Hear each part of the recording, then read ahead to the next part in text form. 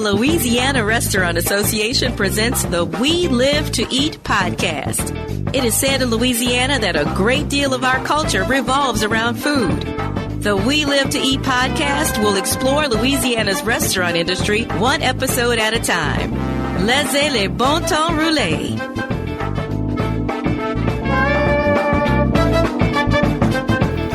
Welcome to another episode of the We Live to Eat podcast. I'm Wendy Waren, your host, and I am here today with Mike Maenza. Michael Maenza? You can call me Michael or Mike, whatever you like to call me. My wife calls me Michael when I'm bad, so she normally calls me Michael. Okay. If you haven't guessed it already, he's got a great sense of humor, and you're going to hear some great stories. He is the 2023 LRA Chairman, and he has been a member of the association for a great long time, and he has a fascinating history in food. And I would like to welcome you, Mike, to the podcast. Well, thank you, Wendy, and the whole team of the LRA, and I'm so proud to be the chair of the 2023 Louisiana Restaurant Association. I'm excited. It's been a long time coming. I've been a participant of the LRA on the board for a number of years, and I really didn't know what the LRA did until I actually was on the board and learned about everything that we, and I say we as a team, the LRA, can do for a restaurant or anybody that's in the hospitality industry. Yeah. It's incredible, and I'm very proud to be part of the LRA. Well, we're very proud to have you as our chair. You will be my 15th wow. At the LRA. You started when you were 25 years old? Come on. It's been a great honor to watch you go through the leadership cycle and to get more involved every year. You've served as chair of several different of our committees, the showcase, very important aspects of our business. And we're here now on the podcast to kind of delve a little bit into your background so people can learn who you are. And if they don't know you already, find a friend, because that's immediately when you start talking, you're somebody that people want to be friends with. I'm sure you have lots of friends. I'll tell everybody I'm my baby. My baby. So tell me about your start in the food business. Well, I started when I was born. Actually, when I came out of my mom's womb, I started in the produce business. My dad and my grandfather were in the produce business. So at the age of 6 years old, before the labor laws were in effect, I would go and help out in the banana rooms right there on the Mississippi River, actually, right there underneath the Mississippi River Bridge. And we used to get 25 cents a day. I thought I was doing great.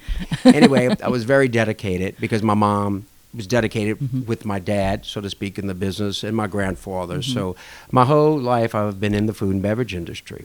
In 1986 was when I actually started Mr. Mudbug Catering, and what a start that was. Yeah. You tell us how that started. This is a funny story. So we were delivering produce to different restaurants and grocery stores around the city, and one restaurant we were delivering to, and I'll use his name to today because he's been instrumental to me as far as growing our business and giving me the first start, and it was Chip Abood. Okay. And he had a nightclub restaurant called The Park. Maybe some of you guys out here maybe remember that.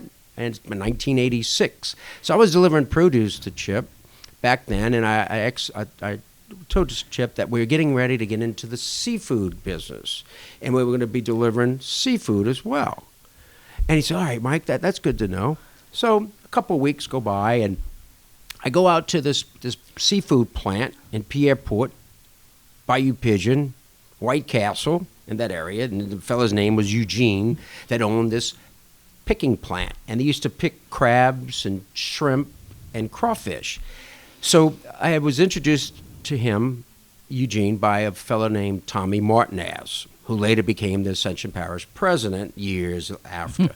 But going back, Tommy used to work at Bocage Supermarket in Baton Rouge, and he was a produce manager.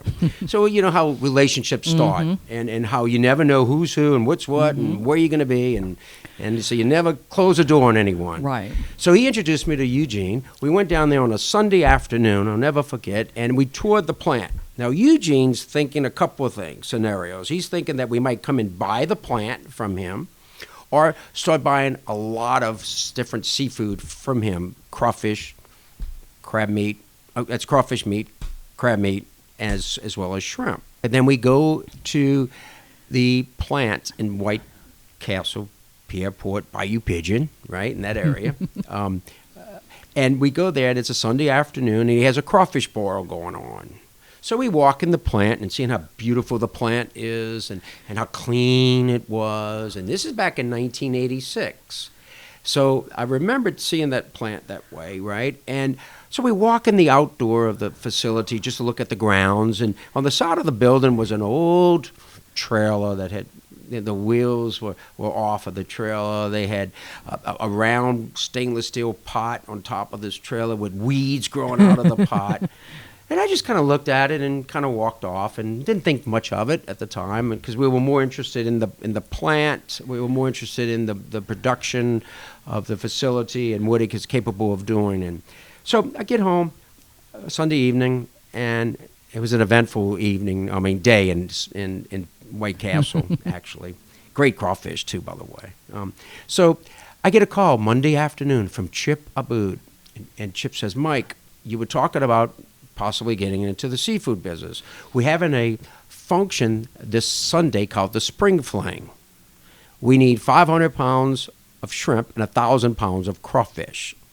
And on the telephone, I thought about a couple of things. I said, Chip, because he was asking me if I could deliver that amount of food to him. I said, Chip, I'm going to do one step better. I'm going to come there and boil the crawfish and shrimp on site. He says, Mike, you could do that? I said, I could do that. He says, okay, Mike, I'll see you on Sunday. And hung up the phone. I have no idea what I just got myself into, but I said, I'm not going to say no. I will always say yes. Right? So I got on the phone immediately with Tommy Martinez. I said, Tommy, listen, I'm interested in crawfish and shrimp. And he goes, oh, you're going to buy the plant? I said, no. Something different. I really like that rig that was outside the plant. So he got me on the phone with Eugene. So I called Eugene, and Eugene talked like that. You know, he's really accent of a Cajun accent. I said, Mr. Eugene, I said, I'm interested in, and he's thinking also I'm interested in the plant. I said, Eugene, I'm interested in that crawfish boiling pot you had on the side of the building. You told me a story about what you used to do with that boiling pot. And what he told me was back in the 70s when the oil business was booming, they used to take that rig on wheels, bring it to the dock, boil crawfish, put it on crew boats or in helicopters and send it out to the rigs. Wow. So with that, I said, you know what? We come to you. So I said, listen, I have a function this Sunday that I need a crawfish rig built. Well, Mr. Eugene put me back in touch with Tommy Martinez. Tommy had a fellow that did welding in the middle of Gonzales, you know, and this gentleman said, okay, we can build a rig, because I told him, this is what I want. I want a purging tank in the front, and I want, two pots and all the above. So this was Wednesday now. So now I got to build a rig. I got to find 1,000 pounds of crawfish, because we're used to boiling crawfish at home, right? A sack of crawfish. Everybody boiled crawfish, and then shrimp as well. So I go to my dad, because at that point in time, the cost of buying the crawfish up front, the shrimp, getting the rig built was a little expensive back then. So I went to my dad. I said, Dad, I got an idea. I got an idea about a catering business. I said, I'm not sure what the name of it's going to be yet. Now, this is now Thursday, and the function's on Sunday. And I have to pay for the rig and all this before we go pick it up. So I said, Dad, I need about $3,500. He goes, son, what are you going to do with that? I said, well, Dad, I got an idea. I said, we're going to boil crawfish. He goes, well, everybody boils crawfish. I said, yeah, but we're going to have a niche. We're going to clean up afterwards. We're going to go there, set up, boil crawfish, and clean up and take all the trash with us. He goes, all right, son, I think you might have something here. So he lent me $3,500.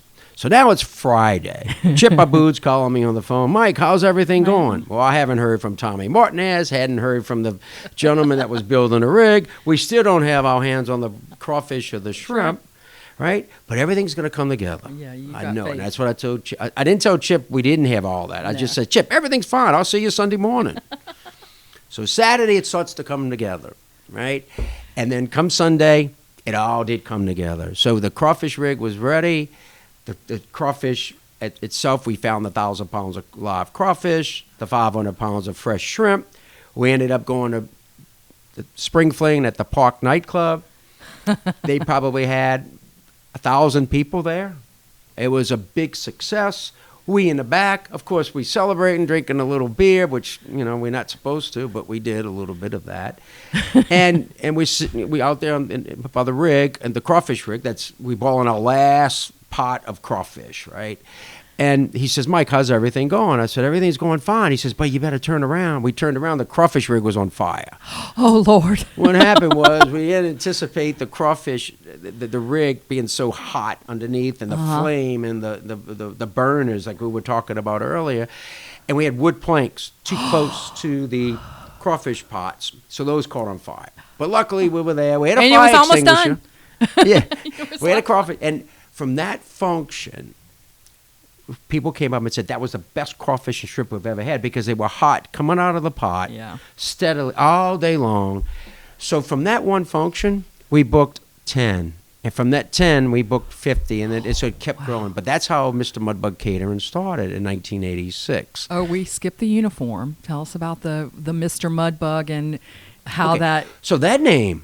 I'm getting back to that, how I came up with that name. I'm saying crawfish, another name for crawfish, mudbugs, and Mr. Mudbug, and that's how the name came up. And I came up with that name on a Friday afternoon. One of the girls that worked for us in the produce industry, with my dad's produce company, she was a seamstress. So I had to go think of I said, we're going to go up there in uniform. So I went to Ace Hardware and picked up red jumpsuits, red crawfish, right? Red jumpsuits and white shrimp boots, right? So that's what we did. So that was a uniform. Took those jumpsuits to her, and she sewed Mr. Mudbug Catering on the back of our red jumpsuits. That's awesome. So that's how the name came up within a couple of days, the uniforms and the white shrimp boots. And I still have the same white shrimp boots today that I wear, you know. And the red jumpsuits. So we continue to do that. Yeah. And again, from the crawfish, it went into barbecues into fish fries into upscale catering. Right. And that's when we came up with the name 12 Seasons, because when we would do catering for individuals that wanted us to cater their wedding, they said, Mr. Mudbug's catering your wedding? What are you having, crawfish? Yeah. So we changed the name. Well, actually just came up with another name, 12 Seasons. And how I came up with that was in New Orleans, every month is a different season. Yeah. We celebrate every month. We don't have 4 seasons here. We have 12 seasons here in New Orleans. So that's how we came up with the 12 seasons. In 1993 is when we opened up our first restaurant called King Creole. I'm an Elvis fan. And also Neil Diamond. Yeah. Right? But Elvis Presley. And he was my favorite. And King Creole was actually his favorite movie he actually starred in. Okay. That was he really loved New Orleans. And he had, he filmed it in the Pharmacy Museum out in Little Woods. And so it was pretty neat. So we trademarked the name King Creole, opened up the restaurant in 1993 in Metairie, on Metairie Road. And then in 1999, opened up a company called Base Logistics. Okay, this is where it gets interesting in the LRA world of recent years. The Base Logistics. Tell us about. And Base Logistics, what had happened was a storm had come through here, unfortunately, Hurricane Isidore. And we were in Lafayette cooking, and I'm cooking gumbo at night. I'm cooking red beans at night and feeding 2,000 workers. So the Base Logistics actually started feeding emergency response for the utility workers and tree cutters. Okay. And we were the first ones to do that. And by the way, we were the first ones ever to boil crawfish and we go where you go on wheels and go to your home. We were the first ones. We were the initiator, not the intimidator, right? We were the ones that, imitation rather. Yeah. Right? Yeah. So anyway, and the same thing with Base Logistics. We were the first company to start a emergency response, because our goal was to get this light turned on faster. If the light was turned on faster, go back everybody to work. would go back to work. Schools would go back to school, hospitals, and so forth and so on. And one of the ways we could achieve that was by keeping the workers on the power lines.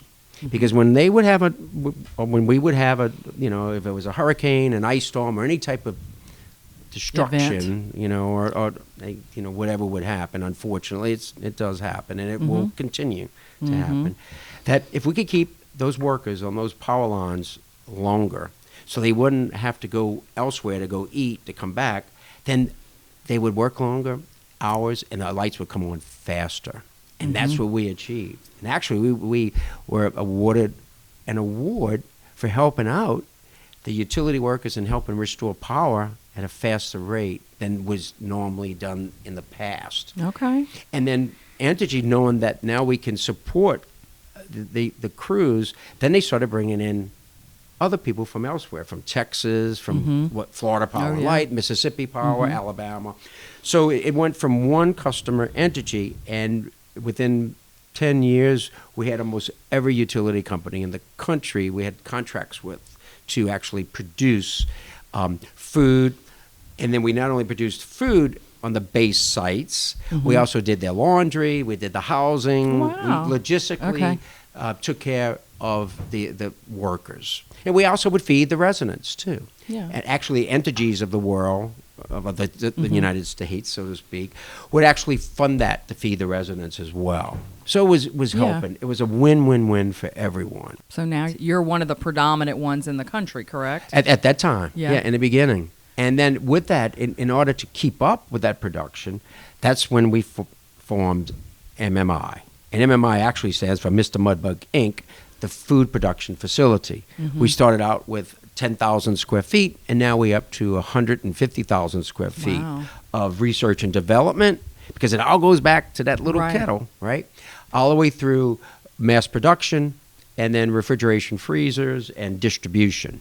So in 2001, that's when we started MMI, Food Production Facility. As the years went on, in 2011, we're having our first baby, Alicia and I. And I said, okay, here we go. So, so we have the catering going on, we have the food production going on, we have the restaurant King Creole that we had, and now we still doing King Creole products around the country. Now we want to get into a program called SWAGS. I came up with the name, and it means small wins equal great success. Anybody can say that. If it's whatever you have, from whatever you want to achieve in life, small wins equal great success. And it was about nutrition meets culinary, lab coats meets chef coats. It's about hidden health. So we started producing mass quantities of red beans and rice without the sugars and without the bad, so to speak. The lard. Yeah, all the lard and all that. But putting spices and other items to, instead of sugar for sweet potatoes, we would use sweet potatoes instead of sugar to sweeten up things. So we brought in food scientists, food nutritionists, food dietitians, and we started delivering products, SWAGS items, to schools around the country. And we still do to this day. How many meals a day do you do? It's hard to guesstimate that, because we're in the order guides in the school districts around the country, and the ladies in the cafeteria, they can order our items. Could be from baked potato soup to grits to sweet potato casserole, red beans, jambalaya, all of the above. So we do, here at this facility, we do about 300 different items. Okay. So we do Creole Cajun items, but we do Asian, we do Southwestern, we do Mexican, we do all types of different food items here as well. So we started out with the schools, then we got into the medical meal industry, so to speak, where we did some white paper study on pre-op and post-op individuals that had diabetes. So they would start our SWAGS program 6 weeks prior to an operation, so they wouldn't get turned down at the operation because their sugar level wasn't right. And who would get dinged there would be the hospitals, the insurance companies, the doctors, and then the patient. Has to wait longer. So if we can eliminate that, and then we can get that person back on its feet, in less than 30 days, remember the story about basic logistics, getting that light turned on faster? Right. If we can get that person back on his or her feet, or even a child, by eating nutrition, just during the time their immune system needs to be up higher, so to Right. speak, Yeah. that they can heal faster and get back to work, back to school, so forth and so on. So that's the mentality of the SWEGS program, right? So we published the white paper. We're in the medical journal. Okay. Wow. It's pretty neat what we've accomplished, and we'll continue to work on different recipes and different nutritional recipes. And there's been other companies that popped up, you know. Well, the same thing that happened with Mr. Mudbug Catering, same thing that happened in Base Logistics, same thing that happened in the SWEGS, and then the production facilities. But it all goes back to cooking from the heart, right? And that's what we do. And everything goes back to that kettle. Everything goes back to that say yes and yes and yes, and we'll figure it out. Yeah. And we'll figure it out because there's not a no in my vocabulary. Right. And like I was saying, the team here, together, everyone achieves more. I always say, make it happen. And as a team, there's no I in our team. Yeah. And that's part of the LRA. There's no I in the LRA's team. No, it's not about one person. Together. It's about what we do together to make a difference. It really So is. I'll continue to do this. Now with the children, I can't retire, but I don't want to retire. So I'm 63 years old. I want to keep it going. Yeah. And now we have younger people coming on board with us and as well. So it's been an incredible life. It's been an incredible adventure in this hospitality industry, and to be part of the LRA now is just so exciting. And being the chair of 2023 is even more exciting. I know. So I am proud to be here. Not just anybody can make the perfect Sazerac. And not just anybody can offer Louisiana's hospitality industry the perfect workers' comp coverage. The Louisiana Restaurant Association's SIF team knows what hospitality businesses need. We truly care about your team's safety and your success. Everybody who's anybody goes with LRA workers' comp. Ask around. In this business, word of mouth is everything. So how long have you been a member? That's a good question, Wendy. I thought you'd tell me how long I've been a member. I know it has to be at least 20 years, if not a little bit longer than that. And like I said earlier, I didn't really know what the LRA was about years ago, and then now I've been educated, and your team has been educating even more, and then our board, and going to the National Restaurant Association meetings and all the above. I'm learning more and more.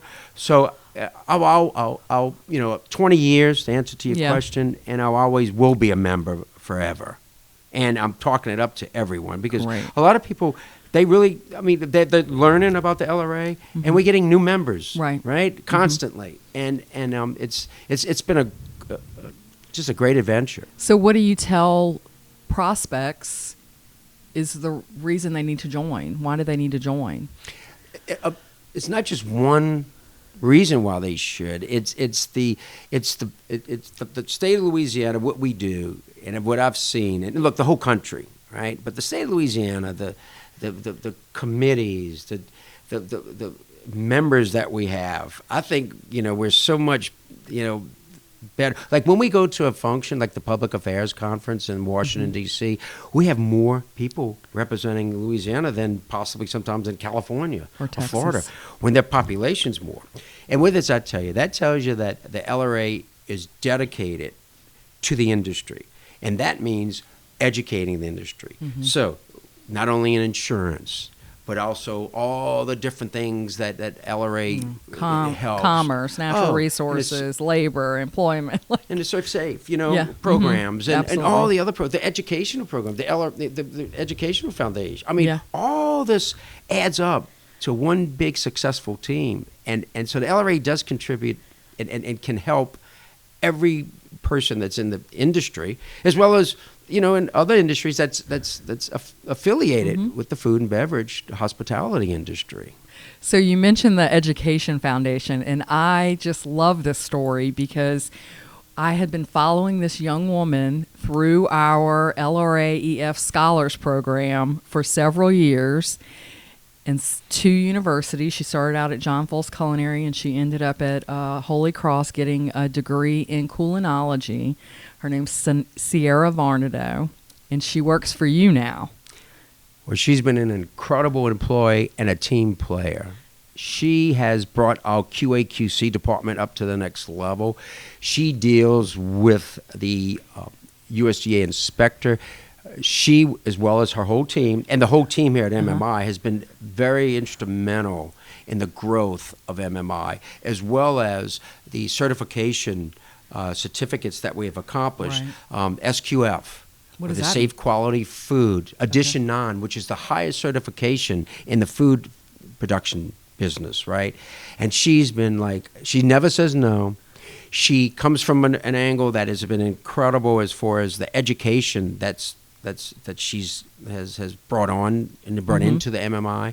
She's been an incredible employee. What a hire we made, and I'm so glad that you introduced her to us. She's been with us now for a couple of years, and it's going to continue. She's learning a lot here. We're learning from her. She's continuing to have her education. She's growing with us. Yeah.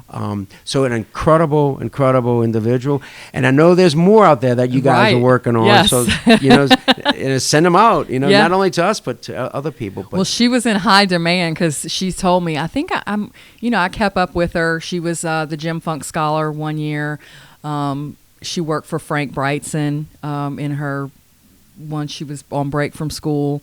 And I just saw something in her. I was like, she's gonna be something. She is very special, and she's blossoming. Yeah. And it's been just great to see her. So I was like, grow. what do you want to do? Because she was working for a co-packer in Slidell. And I said, I can put you in fine dining. I can put you in multi-units. I can put you in the food service. Like, what are you interested in? She's like, all of it. Like, just help me get connected. And I was like, and then when you got connected, Octavio was also like looking at her. He was like, oh, you might beat me to her. But the goal for us is to create more and there'll scholars. Be more. There will be more. But it goes back to the LRA, what you guys do, and the Education Foundation, and how you did train Sierra, and how she is today. Because there'll be more like her, and we're just so proud of what we did as a team. Yeah. The LRA, the Education Foundation, and a member of the LRA. It's awesome. It's just so great. So what tell me a memory that you might have about when it clicked for you that the LRA, what all the LRA did, or a moment you had that surprised you and you were like, oh, now I see it, the big picture. Our first person from the LRA that came to visit me was Debbie Cucci. Oh, yes. She's great. And she came and visited me when I had King Creole Restaurant, so back in 93, right? So at the time, I didn't know much about the LRA. I'm just in a little catering business, dressed up in my little white shrimp boots and red jumpsuit and just going along. And of course, I had insurance with other insurance companies and things like that, and I didn't really understand about the insurance too much, right? We had insurance, though. We had, right? But then Debbie came and explained, and she was very thorough in her explanation what the LRA provided in services and goods and services. And I said, you know what, let's try this. So that was back in the 93. So the answer to your question earlier was over 20 years. You see that? Almost 30 now. Yeah. And Debbie's only, 40? So she started when she was 10 years old as well, right? She was, so young. With the LRA. Debbie is a great value but to the association. And to this day, she's still our rep. Yeah. She still, comes to us with new ideas and things like that we're doing and all the above. So the team was very instrumental from the LRA. But I remember Debbie Cucci, and Debbie and I knew each other from way, way back. But when she explained it to me, it that light went off. Yeah. And since then, now it's a big electrical storm that's happening, so to speak, and in a good way. Yeah. Right. So awesome. It was that explanation then, and we took time to listen. Yeah. And she communicated with us, and she kept up with, and to this day, we communicate to this day. That's awesome. So it's really 30 years. So it's been a great. I love tour. that this is your 30th anniversary and your chair. Yeah, how you like that? Oh. That's something. We'll have to come up with a cool tagline for that, like a slogan. to whip out at the board meeting and surprise everyone. With a big cake. And, Okay. So let's talk a little bit about your fun personal affiliations. You were the King of Argus. I was a King of Argus a few years back, before that little pandemic that happened, right? And but I was always in the carnival, I guess, spirit, all the way back. My dad, well, let me go back before that. My sister was Queen of Pegasus. Okay. Yeah, back in the 70s, right? And then my dad was the first king of Caesar. Oh, wow. Okay, going way back in the late 70s. So I've always, had Carnival was always around with us, from all the, and Caesar was, a proud member of Caesar for years and years and years and years. And then August came about, and for years August was, but I never did, but the Shahardis, I got to meet them, and wow, they were great people, great organization, and they asked me to be king. I was like, wow, That's king. awesome. Wow, and I was so excited to be able to be the King of August. And I said, I'll never forget when Miss Shahardi called me. She said, Mike, we want to know if you'd like to be King of August. I said, can I call you right back? So I asked Alicia. I said, Alicia, listen, the Shahardis just called me and asked me to be King of August. I said, but only on one condition. If Michael could be up my page, my son, right? And he was a little younger, right? So I called her back, and of course, Alicia said yes, because I had to get her. Right, bless her. I got to ask her for everything. I mean, what's hers is hers, mine is hers, and I might wear the pants, but she tells me what color to wear, and she puts it on the foot of the bed, and it's always about the kids, but it's okay. Yeah. So I'm a kid too, so it's all about us. So I called up the Shahardis and Mickey. I said, Mickey Shahardi. I said, Mickey, listen, I can do it. Yes, but on one condition. Can my son be on my page? And she goes, yes, Mike, yes. So that was incredible to be the King of August.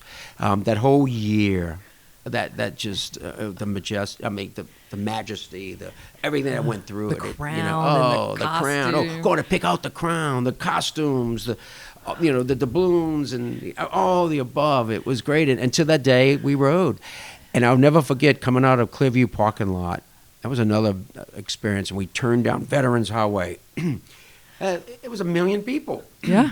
And they would, and you on the first float, and you could see all these people. Because all the years I used to ride, I was on a float in the back. I couldn't see all the people, And being up there with my son, and being in the crew of August and representing the city, Mardi Gras Day, and the people that were there, and they all knew my name, I wonder how, but anyway, but it was an incredible experience, and to this day I still support the crew of August. We'll support Carnival. We'll support Mardi Gras.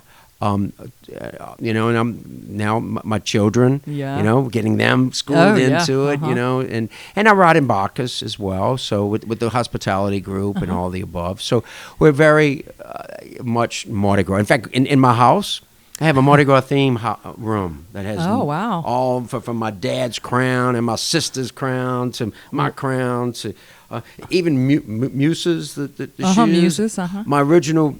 And I still say I have my original shrimp boots, right? Well, one we took out, and it's a Muse's shrimp boot. Oh, that's adorable. Oh, my gosh. And it's on display. So anyways, it's pretty neat. So what's your favorite king cake? I got to say Maurice's. Okay. Jean-Luc, my good friend. He has been a good friend for years, and I love his king cakes. No, the Randazzos, the Cartozos, all the above have great king cakes, but my favorite would be Maurice's pastries. What's your favorite throw during Mardi Gras? Stuffed animals. Okay. Oh, yeah. Way back, we used to collect doubloons. Yes, it was like In money. fact, I have 1960, 1961 Rex doubloons that I've kept all these years. Some are real silver, bronze. Wow. And then I have the first Bacchus doubloons. I was there. I was sat at the king's table with Bob Hope.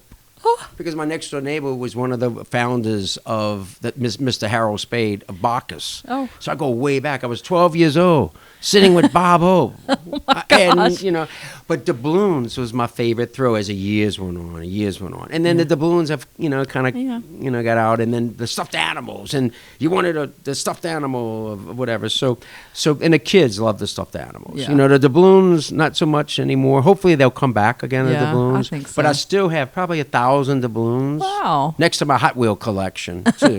But anyway, I got some neat Hot Wheels you have to see someday.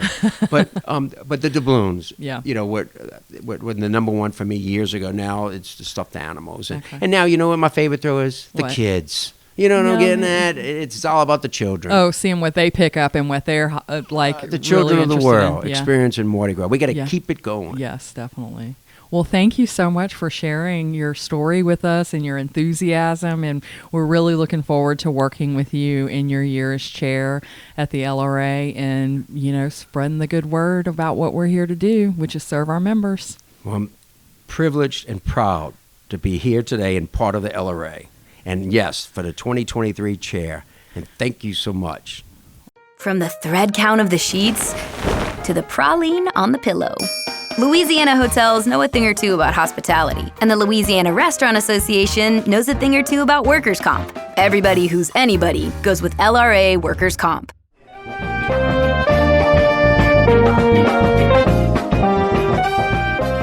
Thank you for listening to the Louisiana Restaurant Association's We Live to Eat podcast. Please join us for future podcasts where we'll discuss restaurants, food, and culture in the state where we live to eat. Until then, bon appetit.